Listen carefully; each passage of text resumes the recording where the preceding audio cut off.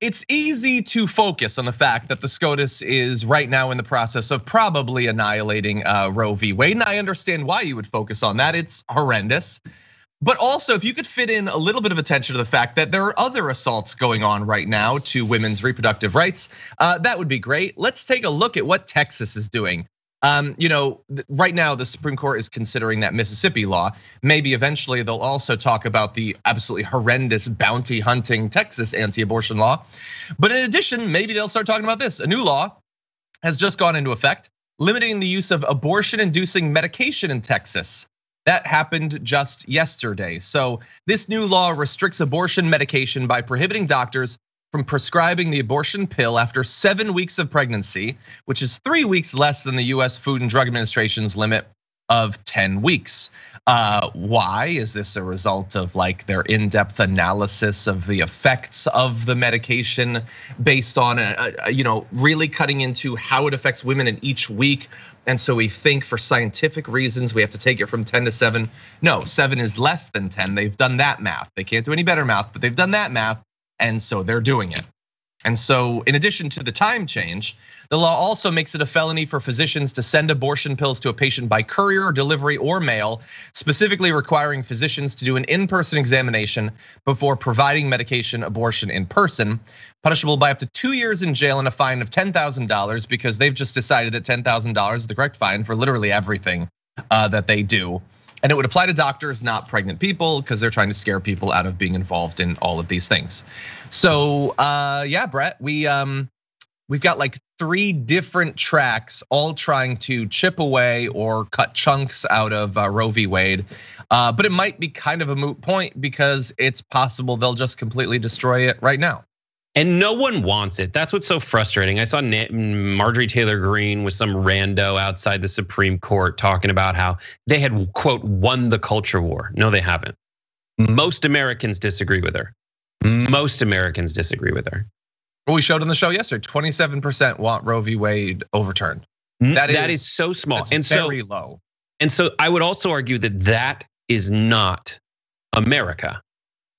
What they're doing is wildly anti-American. The hypocrisies aside, everything that they've done to get to this point is wildly anti-American. The warping of our machine of democracy by people who want minority rule. And it's so ironic that they're so against minority people by and large that they themselves do not understand that they're in, or if they do understand it, they're lying to America about how many people are behind them. Mm-hmm. It's insane. And so they have turned that a 27%, and I'm not gonna be able to do the math, but maybe it's like they have 27% support in the general American population, and they have 67% support in the Supreme Court. Yeah. That's not how it should work. Yeah. But it is. Yeah, I mean, the system is set up from top to bottom to take the most radical opinions and then generate an unassailable majority. Both because of things like gerrymandering as well as the fundamental setup of the Senate that then translates into power over the Supreme Court. It also increases your odds of winning the presidency over and above how popular your positions actually are. But we should also remind people that in addition to all of that, we could fight back against this. Like we could get rid of the filibuster. We could make it so that you can actually legislate even after fighting past all these obstacles. And enough Democrats, a critical mass of Democrats, don't want to do that because they agree with what these Republicans want. By and large, the most important issues. Some of them might say that they're not against Roe v. Wade, but they're not going to do literally anything to stop it from being destroyed. In addition to all the other issues that we've been talking about throughout the year. Yeah, so all of that's true. In terms of Democrats doing anything to stop it, like Sorota's locked in this like debate with people who are saying like, oh, don't get mad at Manchin, you Bernie bro. And he pointed out in September that there is plenty of legislation that can counteract this and go around the Supreme Court.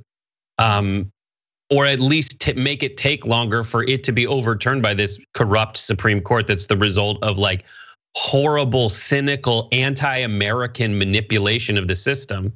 But the Democrats leave it in committee. It's a law that says, okay, if a state passes a law like this, it cannot go against the Roe v. Wade decision. Essentially, it would be moot, and that would be a congressionally enacted law. They just won't do any of the things that are necessary in order for them to pass that law.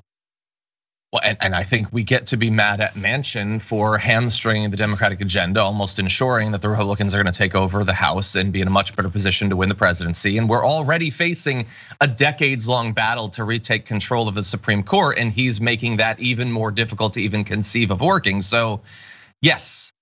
By the way, as a general point, we often have, especially when the Supreme Court starts to weigh in on something really important, we have these very predictable cyclical battles on social media about who's responsible for it. And one side will be like, I told you blank was responsible. The other side will say, no, it was actually this person. And it's my contention that almost always the only reasonable position is all of those people were responsible. Like, why do we choose like one person that helped give the Supreme Court to the Republicans? It wasn't one person, multiple people and multiple groups through action or inaction led to this result. Why can't we be mad at a lot of them? I don't know. I guess partisanship is a powerful drug. Also, by the way, you mentioned, that they lie about how popular their position is on getting rid of Roe v. Wade. I also saw a tweet that was showing a text from the NRCC, and it was saying that we need to win this Supreme Court battle, because if we win, then thousands of lives will be saved. If we lose, the Dems will make abortion legal everywhere. It is. It is, and it has been for decades. But again, they create a reality.